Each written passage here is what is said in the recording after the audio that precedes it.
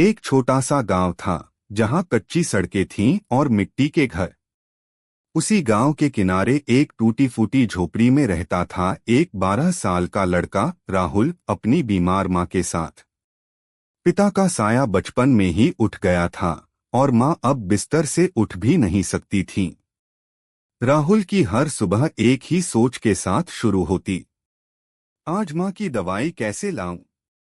वो हर दिन पैदल चलता 3 किलोमीटर दूर बाजार में, जहां एक पुरानी सी मेडिकल दुकान थी जिसका मालिक था मालिक काका, कड़क स्वभाव के आदमी। राहुल धीरे धीरे दुकान के सामने जाकर खड़ा होता। राहुल कांपती आवाज में, काका मां बहुत खांस रही है, ये दवाई दे दो न, मैं काम करके पैसे चुका दूंगा। मालिक काका गुस्से में, हर दिन यही कहानी, दवाई क्या मुफ्त में आती है, पैसे नहीं हैं तो निकल यहां से। राहुल चुपचाप लौट आता, जेब खाली लेकिन दिल भरा हुआ, मां के लिए फिक्र से।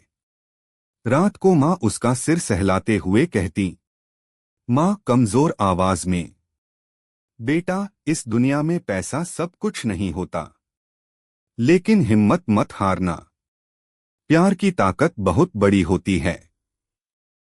दिन बीतते गए, मां की तबीयत और बिगड़ती गई। एक दिन वो बेहोश होकर गिर पड़ी। राहुल डर गया। उसे लगा अगर अब देर हुई तो मां को खो देगा। वो पागलों की तरह दौड़ता हुआ फिर से दुकान पहुंचा। आंखों से आंसू बह रहे थे। राहुल बहुत ही भावुक होकर, काका मां मर जाएगी, मेरे पास कुछ नहीं है, सिर्फ मां से प्यार है, बस इस बार दवाई दे दो। मालिक काका पहली बार चुप हो गए। उनके चेहरे पर कठोरता नहीं, कुछ और था, पुरानी यादों की हलचल। फिर उन्होंने धीरे धीरे दवाई निकाली और राहुल के हाथ में रख दी।